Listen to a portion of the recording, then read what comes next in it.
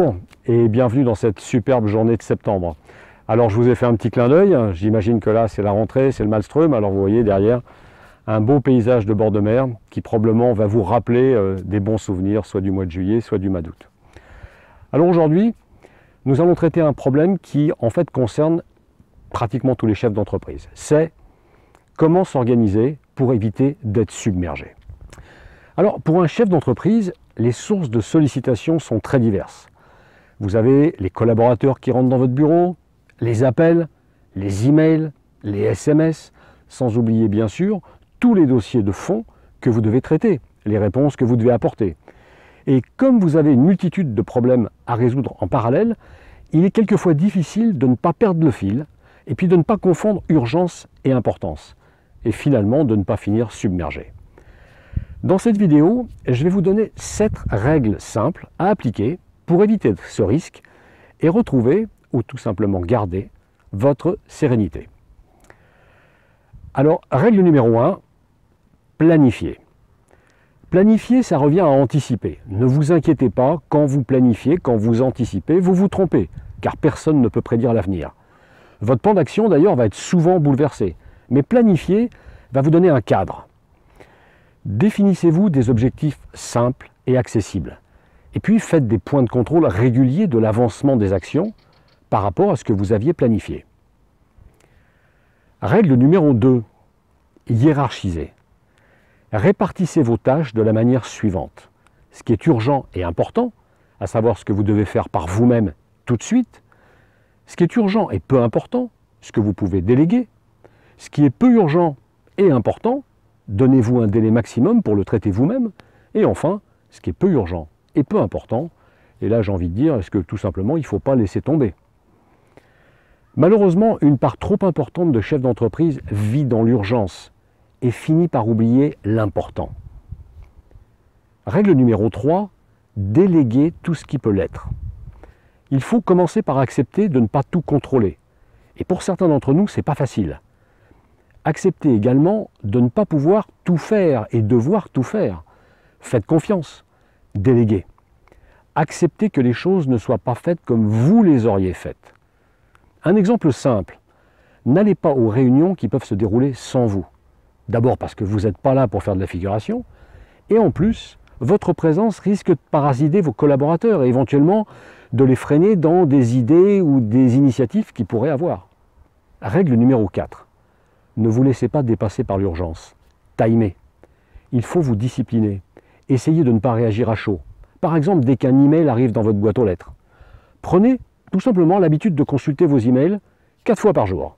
Le matin quand vous arrivez, avant d'aller déjeuner, en rentrant de déjeuner, et puis en fin d'après-midi. Interdisez-vous absolument de consulter vos mails, vos SMS, votre boîte vocale, pendant que vous travaillez sur un dossier. Règle numéro 5.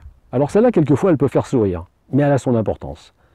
Identifiez et utilisez votre biorhythme.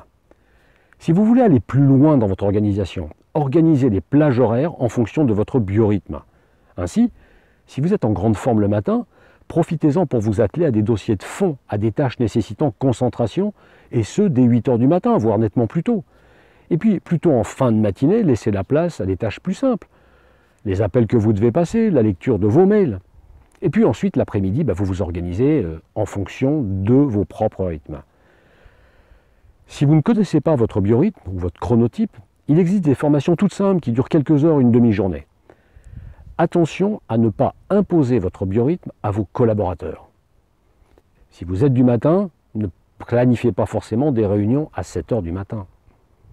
Règle numéro 6, appuyez-vous sur des outils. C'est là qu'entrent en jeu les logiciels et les services en ligne qui sont toujours plus nombreux. Une règle importante, il vous faut éviter de vouloir tout utiliser. Sélectionnez quelques outils qui vous conviennent, exploitez-les à fond.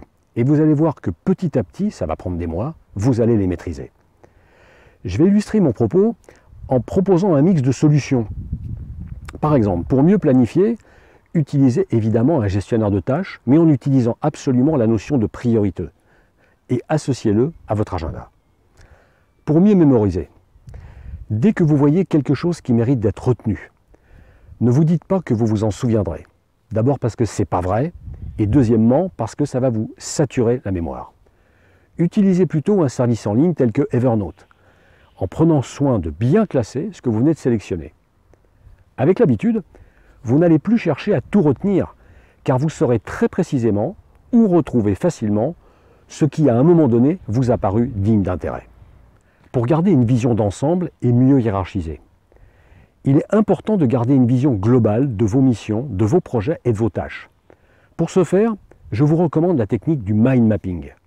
Il existe pour cela une kyrielle de solutions, certaines en open source comme iMindMap, d'autres propriétaires comme Mind Manager ou autres, ou Xmind, etc.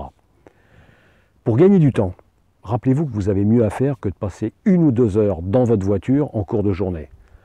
Remplacez dès que vous le pouvez les réunions physiques par des réunions à distance, en utilisant des outils de vidéoconférence. Règle numéro 7. Écoutez-vous. Quand vous détectez une lassitude récurrente, que vous commencez à avoir du mal à vous concentrer sur des dossiers de fond, prenez l'habitude de faire des breaks. Cela peut être tout simplement de vous octroyer un après-midi par semaine, chaque semaine, après-midi pendant lequel vous allez oublier votre entreprise et pendant lequel vous allez pratiquer l'activité qui vous plaît. Si vous aimez faire du tennis, faire du golf, faire du cheval, faire du vélo, tout ce que vous pouvez imaginer. Et puis de toute façon, cette absence va vous obliger à déléguer un peu plus. Et puis vous verrez que quand on délègue, on est agréablement surpris par l'efficacité de la délégation. Pour conclure, je dirais que malheureusement le fait d'être très sollicité pour un chef d'entreprise lui donne l'impression d'être important, d'être indispensable. C'est bon pour l'ego, mais c'est pas bon pour le reste. J'en ai terminé avec cette brève vidéo. J'espère que les quelques éléments que je vous ai apportés vous donneront matière à réflexion et puis peut-être que vous allez appliquer une ou plusieurs règles. Je vous dis à très bientôt pour une prochaine vidéo et puis d'ici là, je vous souhaite une bonne journée. Au revoir.